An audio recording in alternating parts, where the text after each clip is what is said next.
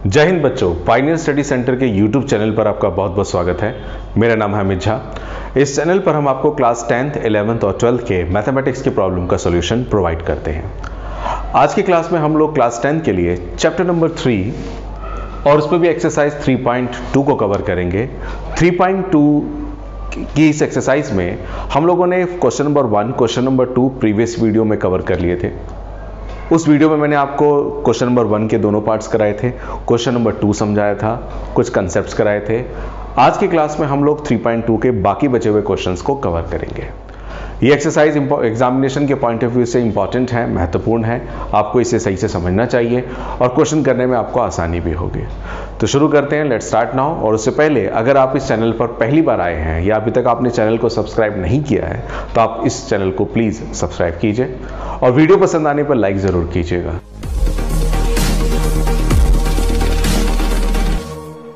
शुरुआत करते हैं क्वेश्चन नंबर 3 से। क्वेश्चन नंबर 2 और question number 1 already previous video में हमारे कवर हो चुके हैं। जिन बच्चों ने वो वीडियो नहीं देखी है तो डिस्क्रिप्शन बॉक्स में लिंक दे रखा है, आप वहां से जाके उसे देख सकते हैं। अगर नहीं भी देखा तो कोई दिक्कत नहीं, मैं आपको कॉन्सेप्चुअली यहां से शुरू करके दिखाता हूं।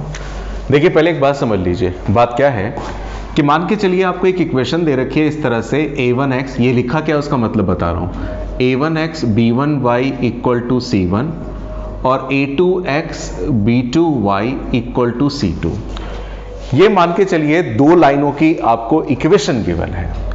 अब जरा समझिए जो मैंने पिछली वीडियो में बताया था कि अगर किसी क्वेश्चन में a1 अपॉन में a2, b1 अपॉन में b2 और c1 अपॉन में c2, ये तीनों आपस में इक्वल हो जाए। ध्यान दीजिएगा, a1 अपॉन में a2, b1 अपॉन में b2, c1 अपॉन में c2 इक्वल हो जाए तो इसे हम लोग बोलते हैं, याद रखिएगा, एक तो मैनी सॉल्यूशन, दूसरा इसे बोलते हैं मैनी सॉल्यूशन, इनफाइनाइट सॉल्यूशन, दूसरा एक और, यहां पे तीनों आपस में इक्वल हो तब की बात है।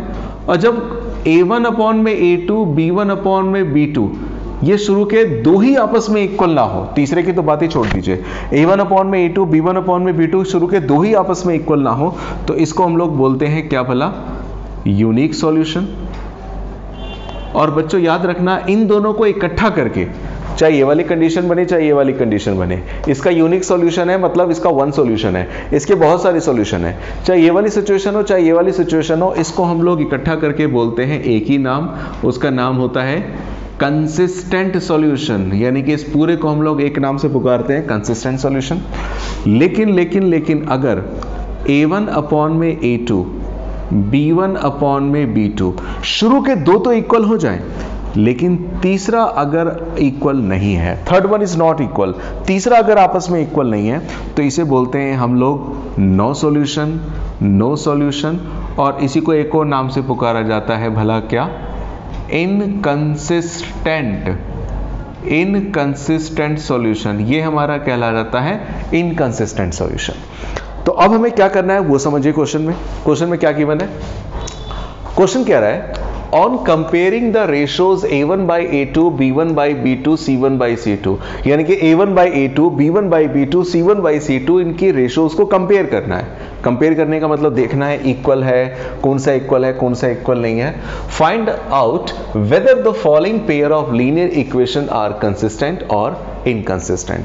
हमें यह बताना है बच्चों कि हमारा जो इस सिस्टम का सॉल्यूशन है वो कंसिस्टेंट है या इनकंसिस्टेंट है। अगर इनमें से कोई भी सिचुएशन हुई तो कंसिस्टेंट, अगर ये वाली सिचुएशन हो गई तो इनकंसिस्टेंट। अब देखिएगा जरा कैसे, देखिएगा मैं बताता हूं। सबसे पहले पहला क्वेश्चन उठाते हैं। पहला क्वेश्चन मैं करता हूं। पहला क्वेश्चन हमें क्या कह रखा है, पहला क्वेश्चन हमें क्या रखा है, 3x + 2y = 5, ये फर्स्ट पार्ट है। और सेकंड पार्ट क्या है, 2x - 3y = 7। मैंने सबसे पहले क्या कर लिया, इक्वेशन लिख लिया। इक्वेशन लिखने के बाद सबसे पहले मुझे क्या करना होता है, क्वेश्चन में से a1 a2, b1 b2, c1 c2 इन सब की वैल्यू निकाल लेनी होती है। जैसे मैं a1 की वैल्यू निकालूं तो a1 की वैल्यू क्या होगी, फिर b1 की वैल्यू, फिर c1 की वैल्यू, x की मल्टीप्लाई में जो होगा वो a1 की वैल्यू होगी 3, y की मल्टीप्लाई में जो होगा b1 की वैल्यू होगी 2, और जो इक्वल टू में बच गया वो c1 की वैल्यू होगी मतलब 5। वही काम सेकेंड इक्वेशन में, यहां से a2, b2 और C2 की वैल्यू निकलेगी। A2 की वैल्यू क्या होगी 2, B2 की वैल्यू क्या होगी -3 और C2 की वैल्यू 7। फर्स्ट इक्वेशन में XY के जो कोएफिशिएंट होंगे A1 B1 C1 होंगे और सेकंड इक्वेशन में A2 B2 C2 होंगे। इसके बाद आपको क्या करना है जरा सुनिएगा, पहले निकालना है A1 अपॉन में A2 के। A1 अपॉन में A2 क्या होगा, A1 आपका है 3 और A2 है 2, कटेगा तो नहीं, इसे छोड़ दीजिए यहीं पर। फिर निकालिए B1 अपॉन में B2। B1 आपका क्या है 2 और B2 क्या है -3। माइनस कभी नीचे नहीं रहता बच्चों, ऊपर ही रहता है, तो इसे -2 अपॉन में 3 लिख सकते हैं। और C1 अपॉन में C2, हालांकि इसको निकालने का फायदा ही नहीं है कि जब शुरू के, अब एक बात समझिए, A1 अपॉन A2 की वैल्यू 3/2 है, B1 अपॉन B2 की वैल्यू -2/3 है। क्या दोनों आपस में इक्वल हैं? जब शुरू के ही दो आपस में इक्वल ना हो, रिवर्स है, इक्वल नहीं है, ये 3/2 है तो ये 2/3 है, वो भी माइनस में। तो जब शुरू के दो ही अगर आपस में इक्वल ना आ रहा हो तो तीसरे की देखने की जरूरत ही नहीं है। तो यहां पर हम लिख देते हैं स्टेटमेंट क्या, सिंस A1 अपॉन में A2 does not equals to B1 upon में B2। जब शुरू के दो ही आपस में इक्वल नहीं है तो लिख देंगे so the given system of equation has consistent solution. यानी कि इसके कौन से सॉल्यूशन है, कंसिस्टेंट सॉल्यूशन है। क्योंकि मैंने आपको थोड़ी देर पहले बताया, क्या बताया, कि जब A1 अपॉन में A2 B1 अपॉन में B2 इक्वल ना आए तो उसे हम लोग क्या बोलते हैं, याद रखिएगा, कंसिस्टेंट सॉल्यूशन। ये दोनों इक्वल नहीं आए। ये तो मैंने पहला पार्ट किया। अब जरा अगले पार्ट को देखते हैं, अगला पार्ट हमें क्या कह रहा है। मैं अगला पार्ट भी कराता हूँ, आप जरा वीडियो को पॉज करके नोट जरूर कर लीजिए अगर करना चाहते हैं, नहीं तो मैं समझा रहा हूँ, समझने के बाद आप खुद भी सेल्फ प्रैक्टिस जरूर करें। जैसे मान के चलिए मैं ये वाला पार्ट लेता हूं, एक सेकंड पार्ट देखिएगा। सेकंड पार्ट में क्या कह रहा है, 2x - 3y = 8 ये दे रखा है, और इसके बाद क्या लिखा हुआ है, 4x - 6y = 9 लिखा है। फिर दोबारा से मैंने यहाँ पे इक्वेशन लिख ली है। अब इसके बाद यहाँ पे भी क्या करेंगे, वैल्यूज निकालेंगे। A1 की वैल्यू, B1 की वैल्यू, C1 की वैल्यू, A2 की वैल्यू, B2 की वैल्यू, C2 की वैल्यू। तो A1 की वैल्यू क्या होगी, जो x का कोएफिशिएंट है, x की मल्टीप्लाई में है 2, अच्छा ठीक है। y की कोएफिशिएंट क्या है यहाँ पर, -3 है, और इक्वल टू में क्या है, 8 है। वो बात हम लोग सेकेंड इक्वेशन पे भी अप्लाई करते हैं। ये क्या है, 4, ये क्या है, -6, और ये क्या है, 9। फिर वही काम पहले A1 अपॉन में A2 कीजिए। A1 अपॉन में A2 यानी कि 2 अपॉन में 4, 2 1 जा 2, 2 2 जा 4, 1/2 आ गया, बहुत बढ़िया। अगला ले लीजिए, कटता है तो काट भी दिया कीजिए। B1 अपॉन में B2 निकालेंगे। B1 है -3, B2 है -6, माइनस से माइनस कैंसिल, 3 1 जा 3, 3 2 जा 6, बहुत बढ़िया। देखिए ये दोनों आपस में इक्वल अभी तक आ गए हैं, खुशी की बात। तीसरा भी निकाल लीजिए, C1 अपॉन में C2, C1 है 8, C2 है 9, ये तो आपस में कटेगा नहीं। जब आपस में कटेगा नहीं तो ये 8/9 8/9 ही रहेगा, इसका मतलब ये तो इसके इक्वल नहीं आया। तो अब यहाँ पे क्या लिखेंगे, हम लिखेंगे क्या भला, कि सिंस A1 अपॉन में A2 इक्वल आ गया है B1 अपॉन में B2 के, A1 अपॉन में A2 इक्वल आया है B1 अपॉन B2 के, लेकिन ये इक्वल नहीं आया है। किसके इक्वल नहीं आया भाई, ये दोनों तो आपस में इक्वल आ गए, लेकिन तीसरा 8 अपॉन में 9 इसके इक्वल नहीं आया है। तो इक्वल नहीं आया तो ये कंडीशन किसकी होती है भाई, जब शुरू के दो आपस में इक्वल हो, तीसरा इक्वल ना हो, तो इसे हम लोग बोलते हैं नो सॉल्यूशन, या इसको बोलते हैं इनकंसिस्टेंट सॉल्यूशन। तो लिख देंगे so the given system of equation has inconsistent solution. यानी कि बच्चों इसका कौन सा सॉल्यूशन बन गया है, इसका बन गया है हमारा इनकंसिस्टेंट सॉल्यूशन, क्योंकि शुरू के दो तो आपस में इक्वल आ रहे हैं लेकिन तीसरा आपस में इक्वल नहीं आ रहा है। मैंने फर्स्ट पार्ट किया, सेकंड पार्ट किया, एक बस थर्ड पार्ट जरा कर देता हूं, थोड़ा फ्रैक्शन में है इसलिए, फिर बाकी आप कर सकते हैं इजीली, कोई दिक्कत नहीं है। उम्मीद कर रहा हूं पता चल रहा होगा आपको ये क्या करा रहा हूं मैं, है ना। अगर पसंद आ रहा है, समझ में आ रहा है, तो जरा वीडियो को लाइक जरूर कर दीजिए, ताकि हमें भी और अच्छा लगे कि हाँ वीडियो आप देख रहे हैं, कुछ फीडबैक दे रहे हैं। एक थर्ड पार्ट में बता रहा हूं, देखिएगा थर्ड पार्ट क्या कह रहा है। मोटिवेशन बहुत ज़रूरी है, इसलिए आप भी मोटिवेटेड होइए हमारी वीडियोस देखकर, और हम भी मोटिवेटेड हो आपके लाइक्स देखकर। तो 3/2x प्लस में 5/3y इक्वल टू में 7, और यहाँ पे क्या है 9x माइनस का 10y इक्वल टू 14। इसका एक तरीका तो यह है कि डायरेक्ट मैं a1 a2 b1 b2 c1 c2 की वैल्यू निकाल लूं, या एक तरीका यह है कि पहले हम क्यों ना इसका एलसीएम ले लें, एलसीएम लेके इसकी शक्ल ठीक कर दें, शक्ल ठीक कर देंगे तो क्वेश्चन इजीली हो जाएगा, तो वो करना ज़्यादा अच्छा रहेगा। तो पहले मैं सेकंड इक्वेशन को लिखता नहीं हूँ, पहले मैं सेकंड इक्वेशन को नहीं लिखता, पहले इसे ठीक कर लेता हूँ। ठीक करने का मतलब एलसीएम लूंगा, 3 और 2 का एलसीएम 6, 3 3 जा 9x, 2 5 जा 10y, और इक्वल टू में क्या आएगा बच्चों 7, 7 मतलब 7/1। अब इसमें मैं क्या करूंगा, इसमें कर दूंगा क्रॉस मल्टीप्लिकेशन, 1 को इससे करूंगा क्या आएगा 9x plus 10y equal to में 42। This one is the first equation for x, 9x plus 10y equal to 42। और सेकेंड इक्वेशन क्या है प्यारे, सेकेंड इक्वेशन तो साफ सुथरी दे ही रखी है, 9x minus 10y equal to में 42। सेम सेम तो लग रही है लेकिन सेम सेम है नहीं। अब इसके बाद हम वही काम करेंगे, वैल्यूज निकालेंगे। कौन कौन सी, a1 की वैल्यू क्या है हमारे पास, a1 की वैल्यू है 9, b1 की वैल्यू क्या है 10, और c1 की वैल्यू क्या है 42। इसके बाद a2 की वैल्यू क्या है 9, b2 की वैल्यू क्या है -10, और c2 की वैल्यू क्या है 14। तो भाई a1 अपॉन में पहले a2 निकाल लो, यानी कि 9 अपॉन में 9, 1/1 1 ही आ गया। फिर b1 अपॉन में b2 निकाल लो, तो b1 क्या है 10 और ये है -10, ये तो कैंसिल होके -1 आ गया। जब a1 अपॉन में a2 b1 अपॉन में b2 यही दोनों आपस में इक्वल ला रहा हो, तो आगे c1 अपॉन c2 करने की जरूरत ही नहीं है, बस यहीं पे छोड़ दीजिए। और यहाँ पे रीजन क्या लिख देंगे, सिंस क्या कि a1 अपॉन में a2 does not equals to b1 upon b2। जब शुरू के ही दो आपस में इक्वल नहीं है तो स्टेटमेंट लिख देंगे क्या कि so the given system of equation, so the given system of equation has consistent solution. बस ये लिख के छोड़ देना होगा। इसी तरह से आपका फोर्थ पार्ट आप इजीली कर सकते हैं, फिफ्थ पार्ट आप इजीली कर सकते हैं। मैं अगले क्वेश्चन पर आता हूं, देखिएगा, कोई डाउट हो तो बोलिएगा। आगे देखिएगा बच्चों, क्वेश्चन नंबर 4 में फिर दोबारा से एक खास चीज है। क्वेश्चन नंबर 4 क्या कह रहा है, देखिएगा, which of the following pair of linear equation are consistent or inconsistent. आपको क्वेश्चन में, इस क्वेश्चन नंबर 4 में there are 4 parts, total 4 parts दिए हैं, और इन 4 पार्ट्स में आपको पहले तो ये पता लगाना है पिछले क्वेश्चन की तरह कि इक्वेशन जो दे रखी हैं वो कंसिस्टेंट सॉल्यूशन है या इनकंसिस्टेंट है, कंसिस्टेंट है या इनकंसिस्टेंट है। फिर एक और बात बोल दी है, इफ कंसिस्टेंट, अगर कंसिस्टेंट है ऑब्टेन द सॉल्यूशन ग्राफिकली, तब भैया उसको सॉल्व भी कर दो। और कैसे सॉल्व करो, ग्राफिकली, ग्राफ बना के। कैसे, देखते हैं जरा। मैं पहले फर्स्ट क्वेश्चन ले रहा हूं, फर्स्ट पार्ट ले रहा हूं। फर्स्ट पार्ट अगर मैं देखूं तो फर्स्ट पार्ट में मुझे दिखाई दे रहा है x plus y equal to 5 और 2x plus 2y equal to 10। ये सबसे पहले दो इक्वेशन दे दी है।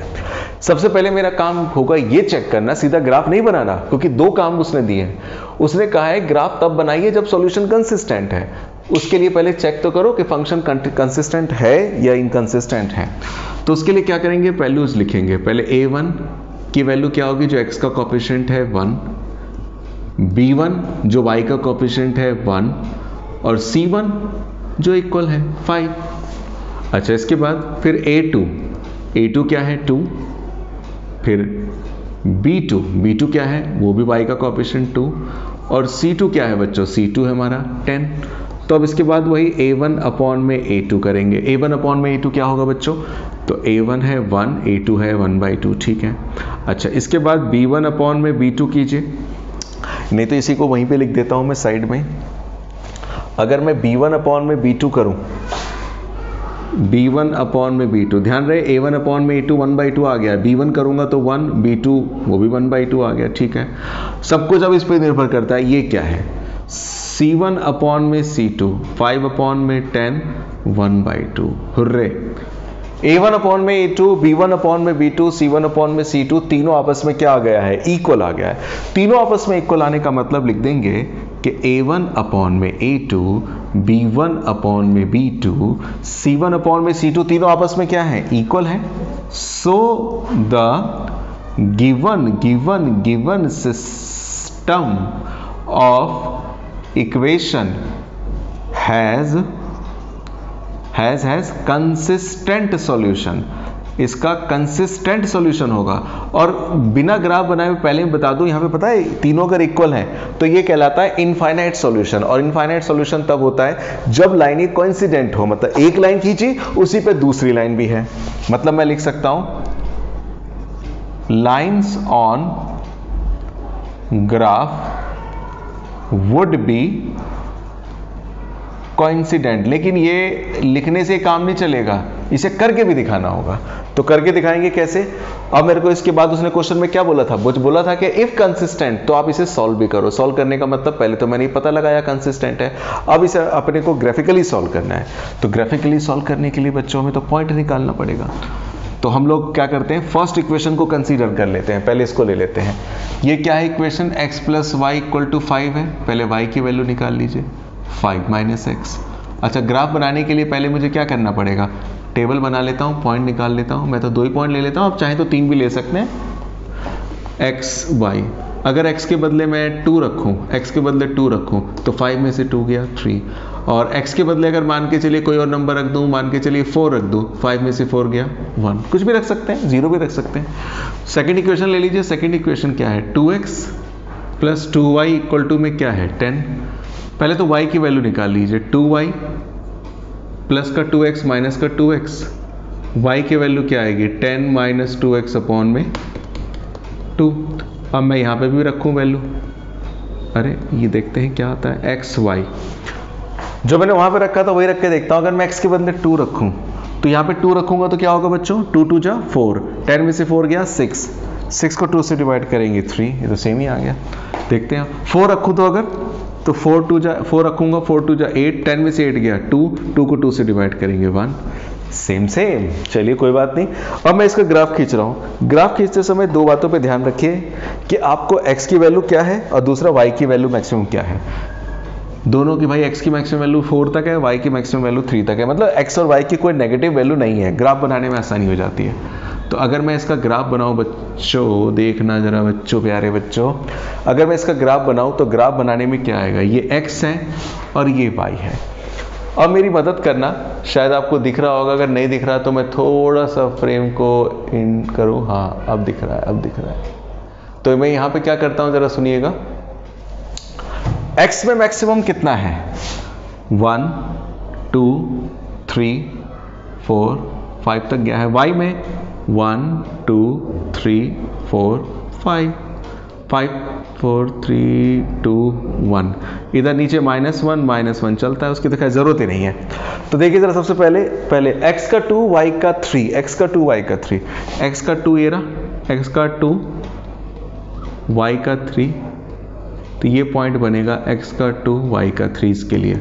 और x का 4 y का 1, x का 4 y का 1, x का 4 4 4 4 y का 1 1 1 1 1, तो यहाँ पे आएगा x का 4 y का 1, इसको मिला दिया। और इसके बाद क्या करेंगे, इसका हम लोग ग्राफ खींचेंगे। ग्राफ जब ग्राफ खींचेंगे तो स्केल से इन दोनों को मिला दीजिए, मिला दिया। ग्राफ पे अच्छा बनेगा, ये 5 से होते हुए जाएगा। और इसका नाम जरूर लिख दीजिए। ये जो हमने लाइन खींची किसके लिए खींची? x plus y equal to 5 के लिए।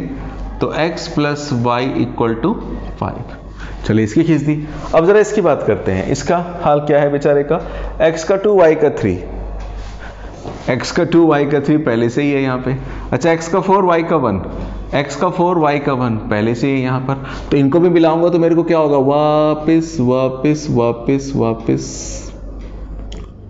मुझे सेम लाइन मिल जाएगी, वापस सेम लाइन मिल जाएगी। और इसका ग्राफ क्या है? इसका ग्राफ है 2x plus 2y equal to में 10। तो इसका मतलब जब एक लाइन, मान के चलिए ये लाइन खींची और इसी पर एक दूसरी लाइन चली गई है, तो इसको हम लोग बोलते हैं, क्या बोला? Coincident line.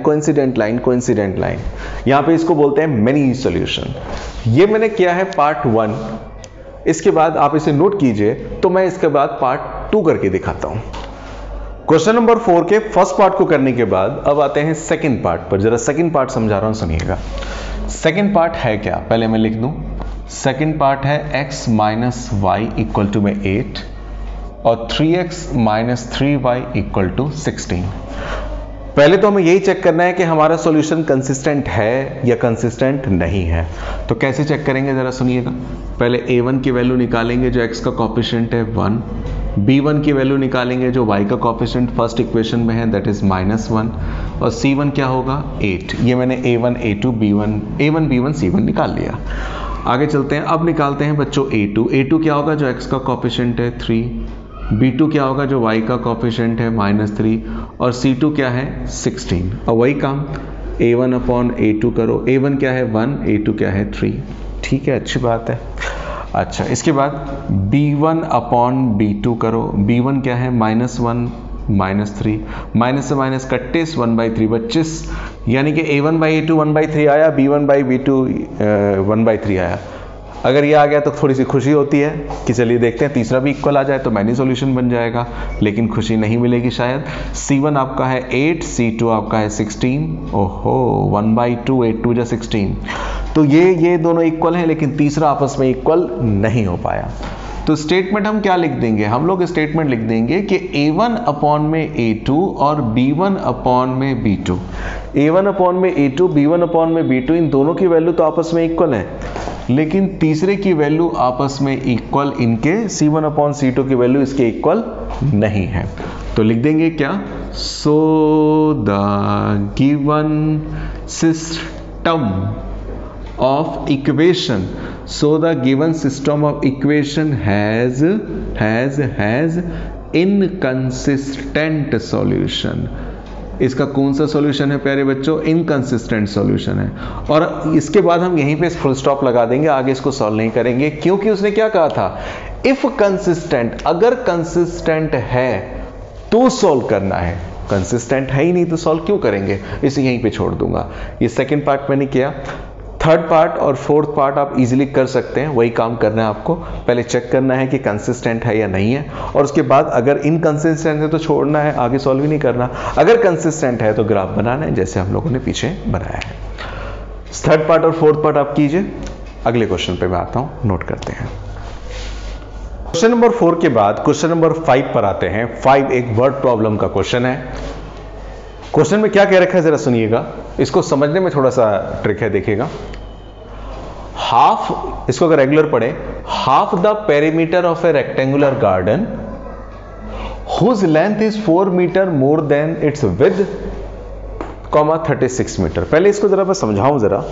देखिए, जब भी कोई आप क्वेश्चन पढ़ते हैं तो क्वेश्चन एक लंबा चौड़ा सा क्वेश्चन आपको दे रखा होता है, और क्वेश्चन पढ़ना आपने शुरू किया, मान के चलिए बीच में कॉमा लग गया, कॉमा डाल के बाद कुछ बातें लिखी हैं, फिर कॉमा लग गया, तो याद रखिए ये जो बीच वाला हिस्सा होता है ये आपका फीचर होता है। क्वेश्चन में जो बातें बता रखी है उसकी फीचर के बारे में बता रखी है।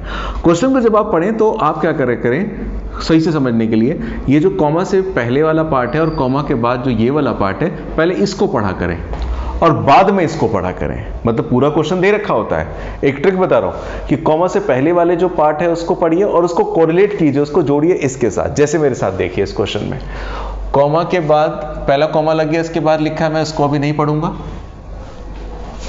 और कॉमा के बाद जो अगला हिस्सा पढ़ा है इसको मैं पढ़ूंगा।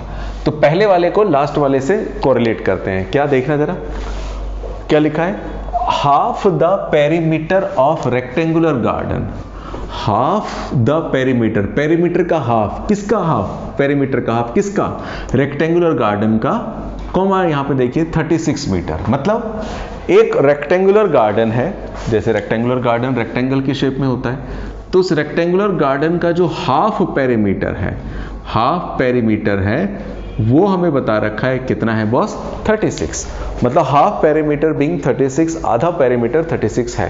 फिर उसके बाद नीचे फीचर बता रखा है, कॉमा के बाद देखिएगा, half the perimeter of rectangular garden. अब इसके बाद फीचर क्या है, whose length is 4 metre more than, जिसकी लेंथ क्या है, 4 मीटर ज्यादा है, लेंथ लंबाई 4 मीटर ज्यादा है, किससे, इट्स विद से। मतलब जो लेंथ है ना, लेंथ वो इस ब्रेथ से यानी कि चौड़ाई से 4 मीटर ज्यादा है, मतलब इससे 4 मीटर एक्स्ट्रा है।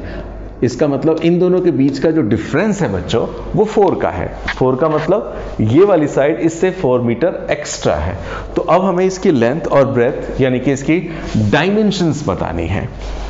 तो कैसे करेंगे सॉल्व जरा। मैं इसमें लेंथ को मान लेता हूं x और ब्रेथ को मान लेता हूं y, क्योंकि इस पूरे चैप्टर में याद रखिए हर क्वेश्चन में 2 कैरेक्टर 2 कंडीशन हमेशा मिलेगी। मैं शुरू से बोल रहा हूं।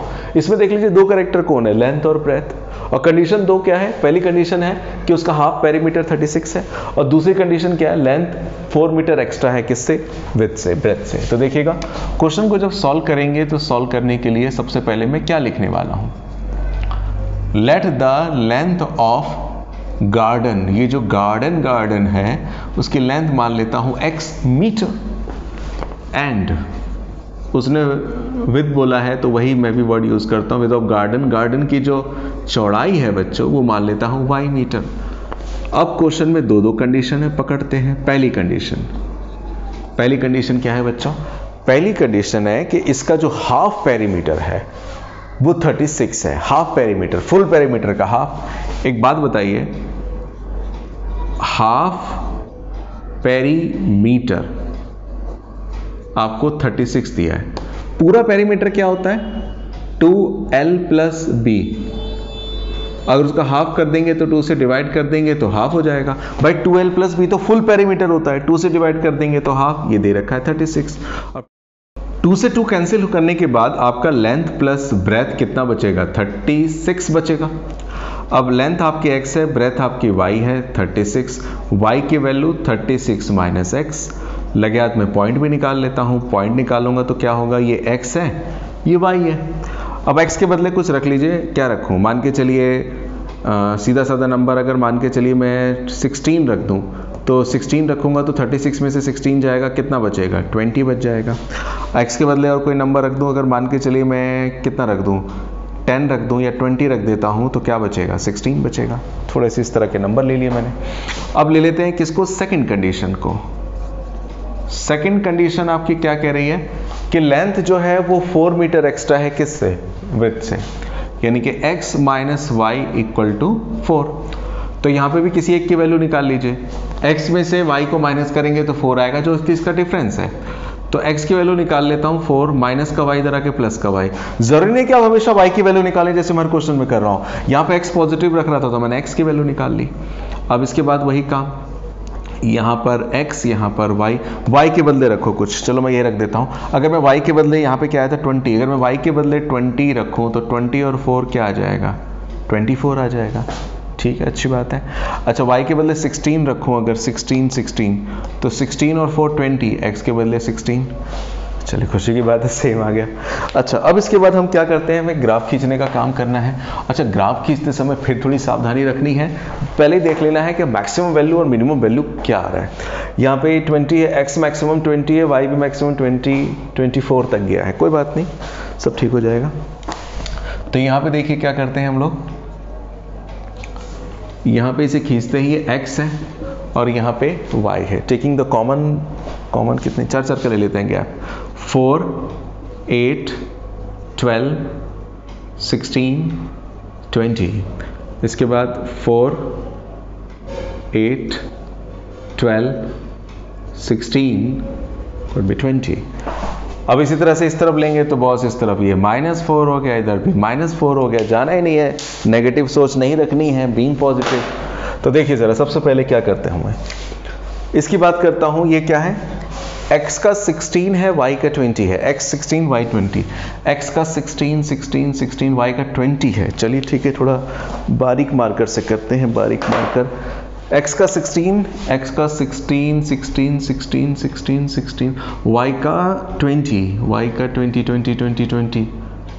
20 गेम हो गया। x का 16 y का 20, ठीक है जी। ये अपना क्या आ गया, ये आपका आ गया फर्स्ट पॉइंट यहाँ पर, ठीक है, बहुत बढ़िया। अच्छा, सेकंड पॉइंट ले लेते हैं, x का 20 y का 16, x का 20 y का 16, x का 20 y का 16। ये आपका सेकंड पॉइंट आ गया, 20 16, और ये था 16 20, ये आ गया। अच्छा, अब इसके बाद इन दोनों को ज्वाइन अप कर देते हैं, ज्वाइन अप, ये मैंने लिया और ज्वाइन कर दिया। इसको नाम दे देते हैं, इसका नाम क्या है बेचारे का, इसका नाम है x plus y equal to 36, x plus y equal to 36, ये रख दिया। सेकेंड लाइन खींचते हैं। सेकेंड लाइन क्या है बच्चों, x का 24 y का 20, x का 24 y का 20, अरे 24 भी है, मैंने 24 तो लिया ही नहीं बेवकूफ, चलिए कोई नहीं। x का 24 y का 20, 24 पे 20, x का 24 y का 20, ये जाएगा ऊपर ऊपर ऊपर ऊपर, ये रहा y 20, ये रहा, यहाँ पर आएगा बच्चों x का 24 y का 20। ये डॉटेड लाइन मैं खींच रहा हूँ, आप ना खींचिए, कोई ज़रूरत नहीं है इसकी, ये तो बस समझाने के लिए बता रहा हूँ।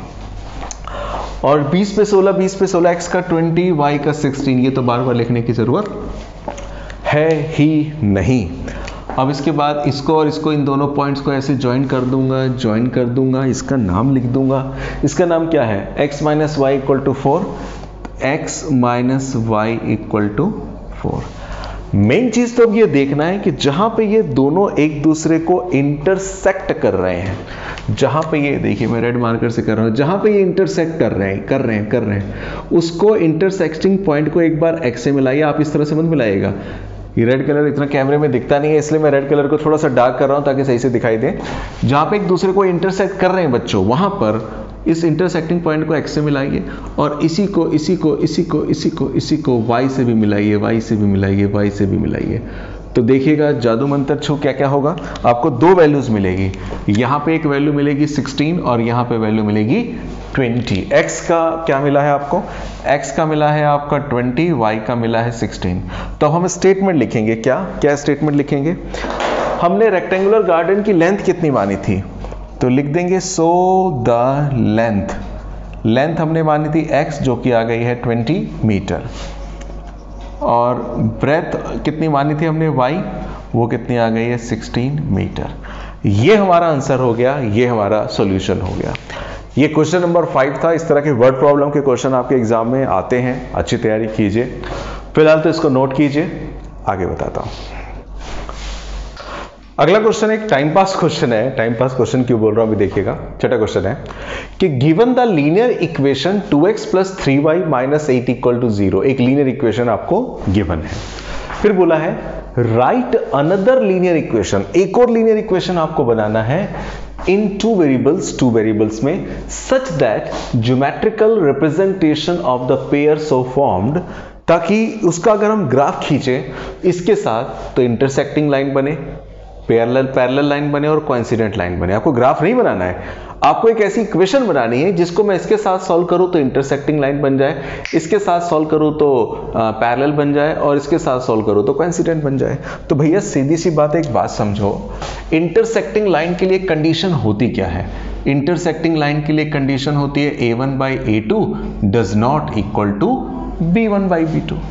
मुझे अब इक्वेशन बनानी है। फर्स्ट इक्वेशन तो दे ही रखी है 2x प्लस 3y और माइनस के 8 को इधर आके प्लस का 8 लिख दिया। तो अब यहां पर अपनी मर्जी से जो आपको ठीक लगे, जो भी ठीक लगे आपको, अपनी मर्जी से एक इक्वेशन बना लीजिए।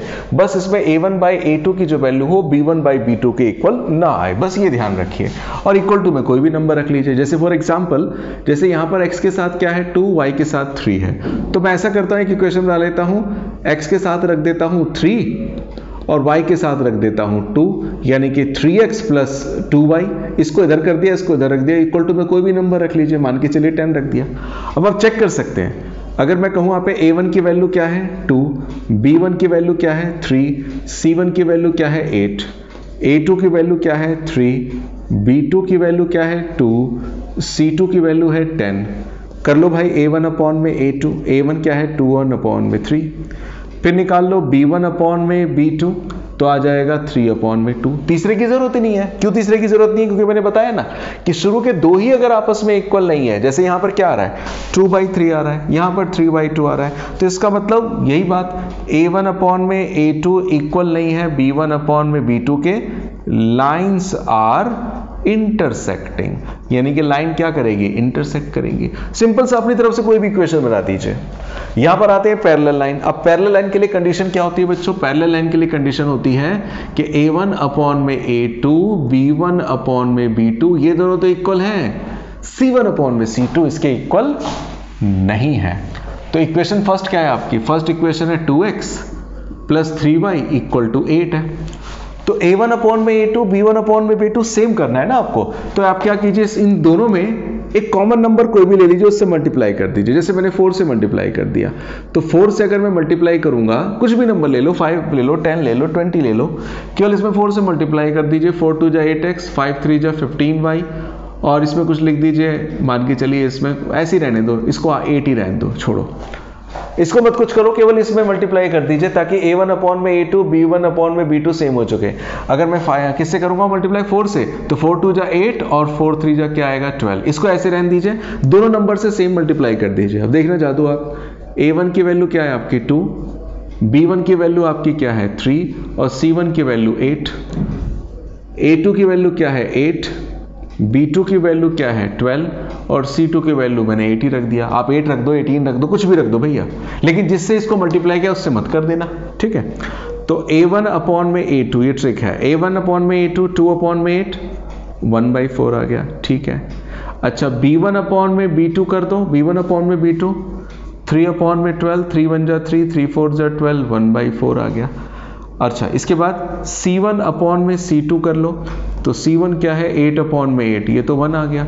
a1 by a2 1/4, b1 by b2 1/4, c1 by c2 1, ये दोनों तो आपस में इक्वल आ रहे हैं, तीसरे इक्वल नहीं आ रहे।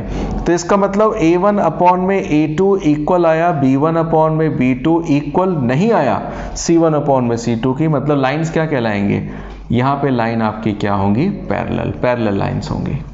सिंपल सी बात है। और एक थर्ड पार्ट पे जरा करते हैं। थर्ड पार्ट क्या कह रहा है, कोइंसिडेंट लाइन। कोइंसिडेंट लाइन के लिए कंडीशन क्या होती है, पहले ये देखो। कोइंसिडेंट लाइन के लिए कंडीशन होती है प्यारे बच्चों, a1 अपॉन में a2 इक्वल b1 अपॉन में b2 इक्वल c1 अपॉन में c2। अब इसके बाद क्या करते हैं, इक्वेशन आपकी क्या थी 2x plus 3y equal to में 8। अब आपको तीनों के तीनों इक्वल लाने हैं ना, तो तीनों के तीनों क्योंकि इक्वल लाने हैं, तो एक काम करो, एक कॉमन नंबर से पूरी इक्वेशन में मल्टीप्लाई कर दीजिए। जैसे मैं 3 से मल्टीप्लाई कर दूं या 4 से कर दूं या 5 से कर देता हूं, तो 5 2 जा 10x, 5 3 जा 15y, 5 8 जा 40। अगर आपको कोइंसिडेंट लाइन चाहिए तो कोई भी कॉमन नंबर से मल्टीप्लाई कर दो। अब देखिए a1 आपका 2 है, b1 आपका 3 है, c1 आपका 8 है, a2 आपका 10 है, b2 आपका 15 है, c2 आपका 40 है। तो बच्चों a1 अपॉन में a2 करो, यानी कि 2 अपॉन 10 1/5, b1 अपॉन में b2 कर दो 3 अपॉन में 15 1/5, 3 1 जा 3, 3 5 जा 15, 3 है ये। और c1 अपॉन में c2 कर दो, तो 8 अपॉन में 40 दैट इज 1/5। जादू मंत्र छू, तीनों के तीनों आपस में इक्वल हैं। तीनों के तीनों आपस में इक्वल होने का मतलब a1 by a2, b1 by b2, c1 by c2, आपस में तीनों के तीनों क्या आ रहे हैं, इक्वल। तो बस लिख देंगे क्या, ये तीनों के तीनों इक्वल हैं। सो लाइंस आर कोइंसिडेंट, यानी कि लाइन क्या है, कोइंसिडेंट है। ये एक सिंपल सा ऑर्डिनरी सा क्वेश्चन था, टाइम पास क्वेश्चन इसे बोलते हैं। आप भी रखिए इस तरह का क्वेश्चन, नोट कीजिएगा। मैं अगला लास्ट क्वेश्चन लेता हूं एक्सरसाइज का। इस एक्सरसाइज का जो लास्ट क्वेश्चन है, क्वेश्चन नंबर 7, एग्जामिनेशन के पॉइंट ऑफ व्यू से एक इंपॉर्टेंट क्वेश्चन है। इस तरह का क्वेश्चन आपको प्रैक्टिस में और भी करने चाहिए। फिलहाल मैं ये क्वेश्चन आपको करके दिखाता हूं, कैसे करते हैं समझिएगा। क्वेश्चन क्या कह रहा है, draw the graph of the equations. Draw the graph खींचिए। कौन कौन सी इक्वेशन का, इस इक्वेशन का एंड इस इक्वेशन का, ठीक है।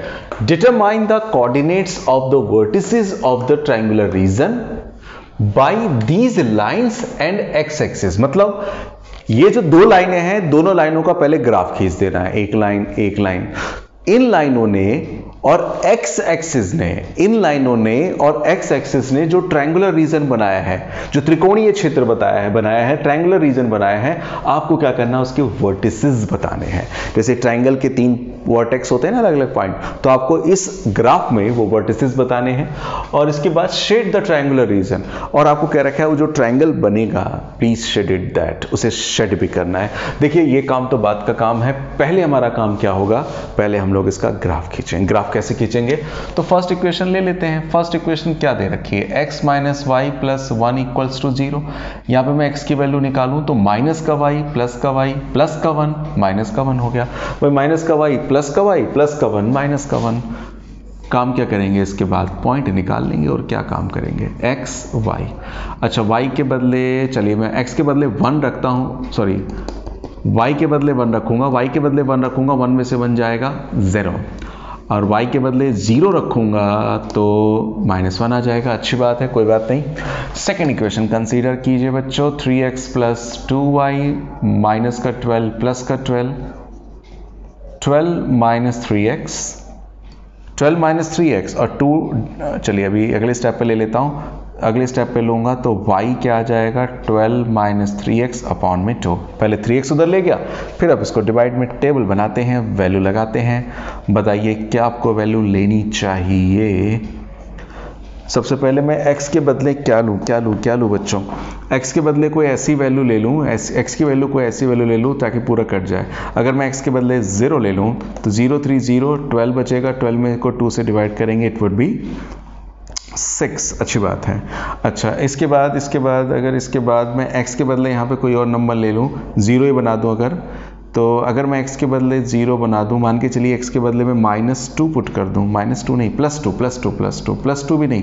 अगर मैं यहाँ पे 0 करना चाहता हूँ तो मैं अगर x के बदले 4 पुट कर दूँ, 4 3 12, 12 में से 12 गया 0, 0 को 2 से डिवाइड करेंगे 0 कर देंगे। तो जब ये ट्राइंगल वाला क्वेश्चन आ जाए ना तो एक ट्रिक समझिए, ट्राइंगल वाले जो क्वेश्चन आएंगे उसमें आप 0 बनाने की कोशिश किया कीजिए, x में भी y में भी, जैसे मैंने x में बनाया, y में बनाया, x में बनाया, y में बनाया, 0 बनाने का कीजिए प्रयास। अब इसके बाद करते हैं क्या खास, ग्राफ खींचते हैं बच्चों। ग्राफ खींचने में मदद करते हैं। x में मैक्सिमम 4 है, ठीक है, मिनिमम -1, और y में मैक्सिमम 6 है, यानी कि चारों तरफ जाना पड़ेगा भैया। चलिए कोई बात नहीं, सब ठीक हो जाएगा। यहाँ पे लेते हैं, ये x है, ये y है, तो गैप 1 1 का लेना ठीक रहेगा बच्चों। 1 2 3 4 5 6, ज़्यादा तो नहीं जा रहा ना, ठीक है। और ये -1 -2 -3 -1, यहाँ पे 1 2 3 4 5 5 4 3 2 1, that's it, 1 2 3 4 5 6, that's our reason 0। इसके बाद क्या करेंगे देखते हैं जरा। सबसे पहले x का 0 y का 1 कहाँ पर है बच्चों, x का ड्रॉ करूंगा, x का 0 y का 1, x का 0 y का 1, x का 0 y का 1, ये रहा, ठीक है, x का 0 y का 1 लिख देता हूँ, 0 1।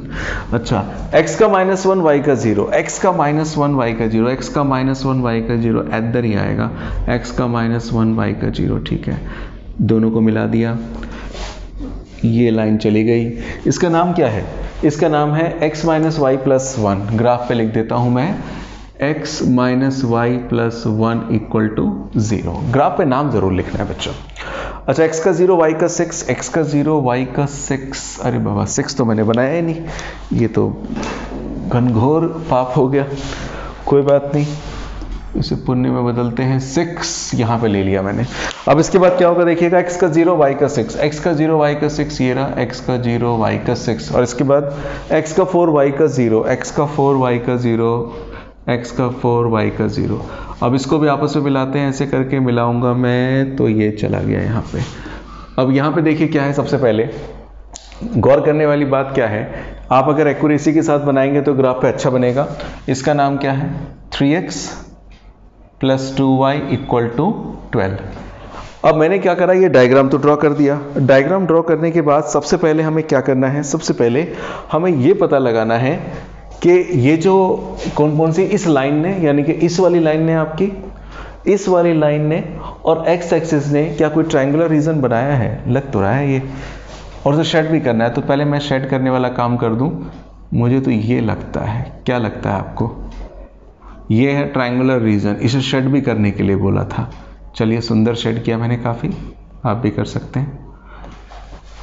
शेड कर दिया। शेड करने के बाद आपको इसके वर्टिसेस बताने हैं। वर्टिसेस जहां पे ट्रायंगुलर रीजन बन रहा, एक तो ये है, एक ये है, और एक कहाँ गया? ये है। क्योंकि इस लाइनों ने और एक्स एक्सिस ने, इस लाइन ने और एक्स एक्सिस ने, इस लाइनों ने और एक्स एक्सिस ने जो ट्रायंगुलर रीजन बनाया वो तो यही है।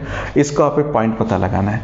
तो इसका मतलब ये हुआ, यहां पर वर्टिसेस ऑफ ट्रायंगल क्या क्या होंगे? इसको नाम दे देता हूं ए, इसको नाम दे देता हूं बी, इसको नाम दे देता हूं सी। सबसे खास तो ए क्या होगा? तो ए के लिए अगर आप देखें, आप लाइन, ये ए है, मैं इसको थोड़ा सा मिलाते हुए जाऊं, पहले डार्क कर दूं, फिर मैं बता रहा हूं, कुछ जरा देखिएगा ध्यान से। ये जहां पे इंटरसेक्ट कर रही है लाइनें, यहां पे इंटरसेक्ट कर रही है, उसके नीचे अगर मैं जाऊं तो मेरे को क्या मिलेगा बॉस? मुझे मिलेगा 2, x का 2 मिलेगा। और इसके सामने जाऊं, आप ग्राफ पेपर पे जाइएगा तो 3 मिलेगा।